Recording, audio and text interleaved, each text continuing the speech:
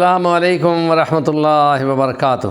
الحمدللہ وحدہ والصلاۃ والسلام علی من لا نبی بعدہ۔ جمعہ مبارک ایک خاص برکت والا دن ہے جس میں رمضان المبارک کی طرح عید کی راتوں کی طرح کی برکتیں خدا نے رکھی ہیں، اور فوت ہونے والا سورج کے غروب ہونے سے پہلے اگر زمین میں دفن ہو جائے تو اس کی قبر کا، تکلیف کا، عذاب کا خاتمہ ہو جاتا ہے اور برکت اترتی ہے۔ مختلف روایات موجود ہیں کہ جمعے والے دن عصر کی نماز پڑھ کر اسی جگہ پر بیٹھے رہیں اور 80 بار وہ درود شریف پڑھیں، جس کی روایت مسند احمد میں امام احمد بن حنبل کی جو کتاب ہے 40,000 سے اوپر اس کی حدیثیں ہیں، اس میں ایک روایت یہی ہے، حضرت ابو ہریرہ کی روایت سے ہے، اللہم صلی علی محمد النبی الامی وعلی آلہ وسلم تسلیما، یوں روایت ہے۔ بلکہ ہم یہ کہتے ہیں کہ سورۃ توبہ کی آخری 2 آیتیں وہ پڑھ لی جائیں، لقد جاءکم رسول من انفسکم عزیز علیہ ما عنتم حریص علیکم بالمؤمنین رؤوف الرحیم فإن تولوا فقل حسبی اللہ لا الہ الا هو علیہ توکلت وہو رب العرش العظیم۔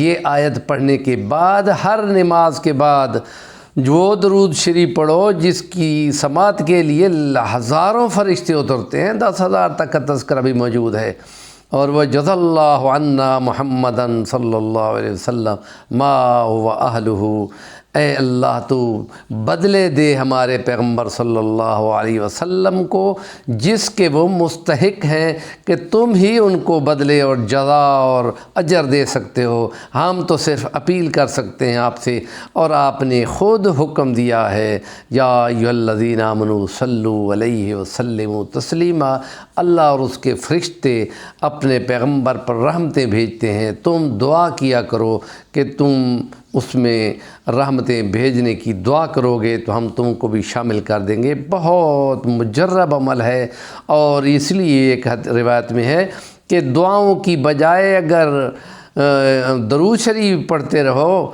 ایک صحابی کہتا ہے یا رسول اللہ میں کتنا پڑھوں درود، ایک حصہ پڑھوں اور 3 حصے؟ آپ نے فرمایا جتنا تمہاری مرضی ہے۔ اس نے کہا آدھا پڑھوں اور آدھی دعائیں کو؟ آپ نے فرمایا جتنی تم سے ہو سکے۔ اس نے کہا پھر میں 3 حصے درود شریف پڑھوں اور 1 حصہ دعائیں؟ آپ نے فرمایا جتنا تم سے ہو سکے پڑھو۔ پھر وہ کہتا ہے یا رسول اللہ میں سارا درود شریف ہی پڑھوں گا۔ تو نبی پاک نے فرمایا پھر اللہ پاک تمہارے خوابوں خیالوں سے زیادہ جتنا تم مانگ سکتے تھے اس سے زیادہ تمہیں اللہ پاک نوازے گا، دین میں بھی، دنیا میں بھی، مال میں بھی، روب میں بھی، عزت میں بھی، مرتبے میں بھی، اولاد میں بھی، مال و دولت، ساری دنیا اور ساری آخرت مراد ہوتی ہے۔ یہ کمال صرف اس امت محمدی صلی اللہ علیہ وسلم کے نصیب میں آیا ہے۔ اس لیے ہم کہتے ہیں کہ جو لوگ دنیا کے بدبخت لوگ جو بلیک ڈے کہتے ہیں، ان کو کیا پتہ، ان کے لیے تو بلیک ڈے ہے جو قیامت کا لانے والا دن ہوگا، اور بدنصیبوں کے لیے ان کے فیصلے ان کے خلاف آتے ہیں، وہ بدنصیب ہیں، نہیں سمجھتے اس مقام کو۔ ہمارے چینل کا نام ہے صفی الرحمن الوانی، ضرور سبسکرائب کریں۔